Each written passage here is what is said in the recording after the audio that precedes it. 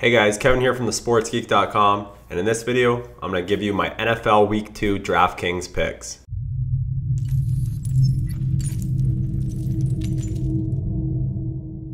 Alright, so my first picks for NFL Week 2 for DraftKings is going to be a quarterback wide receiver stack and possibly a double wide receiver stack. So I've got Tony Romo, 7,100, Cole Beasley, 3,300, and Terrence Williams, 4,200. So what I'll do is I'll stack a couple lineups with both receivers, and I'll also do a single, I'll do a couple lineups with just the single wide receiver. So I'll go Romo and Beasley or Romo and Williams. So if you guys haven't heard, Dez Bryant is out, and the DraftKings pricing was done before Sunday night. So before Dallas played and Bryant got hurt, the pricing was out, and that's why we're still getting Beasley and Williams both at cheap prices, and they're both going to get a lot of targets.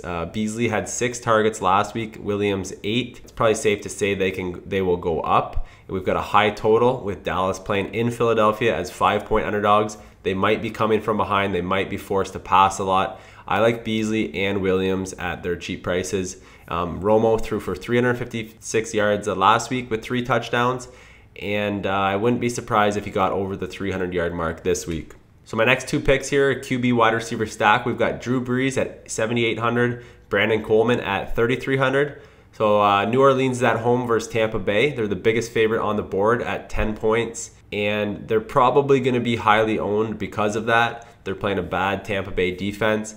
But I still want a piece of Brees and Coleman and possibly wide receiver Cooks as well.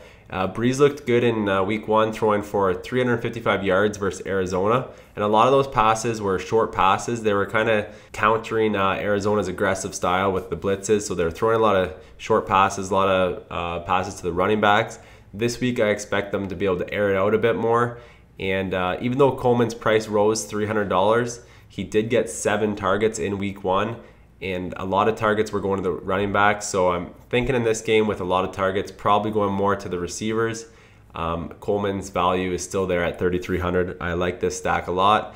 I won't be playing it as much because I think it'll probably be highly owned in the tournaments, but I will have a piece of this stack.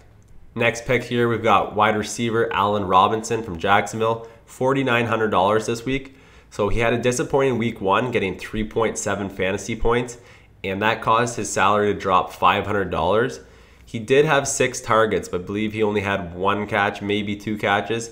So he should be low owned, but he still gets his targets. He's still Jacksonville's best receiver. He's going to get some looks and probably won't be highly owned, so it's probably a good pick. His salary did drop, making him cheaper. I liked him in week 1. He didn't perform, but I like him again in week 2 at an even cheaper price. And if you want, you could stack him with Bortles for a low-owned quarterback wide receiver stack. Next up here, we're into the running backs. We've got Lamar Miller at 5,500. So in week 1, he only had 53 yards on 13 touches, but he received a lot less opportunities than normal. He should get some more targets this week. He should get some more touches, and I think he'll be lower owned. Even though his price has stayed the same, I still think there's value. He's a great running back, and he's got high upside. I'll be on Lamar Miller this week. Next up, we have Justin Forsett at 6,200. So last week he had 9.6 fantasy points, pretty much considered a bust for his price. He did get 7 targets and he caught 4 passes, but only 13 yards on those catches. He got 14 carries for 43 yards. He was facing a good Denver defense, and this week he's going to be facing a bad Oakland defense. I think he'll be lower owned because of the poor results in week 1, but he's still a great back. He usually gets a lot of yards per carry. He gets his targets. I like the value on Justin Forsett against Oakland this week. My favorite tight end pick for this week is Heath Miller at 3,500. In week 1 against the Patriots, he had 11 targets. He caught 8 of those for 84 yards. And with Le'Veon Bell still suspended this week, I think Ben's going to have to pass a lot again. And Heath Miller is one of Ben's favorite targets, especially in the red zone. So Heath Miller isn't a sexy pick per se, and he might be lower owned because of that. And he's going to put up his points most likely. So at 3,500, Heath Miller is one of my favorite tight ends of the week. So for defense, special team, my favorite play this week is St. Louis Rams at 3,100.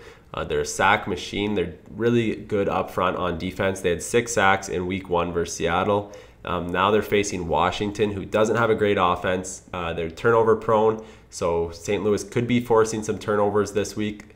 And they've got a good special team unit. they could get another special team touchdown like they did in week 1. So St. Louis is my favorite defense special team pick for week 2. If you enjoyed this DraftKings picks video, let me know by clicking the thumbs up button on YouTube so I know to keep making them.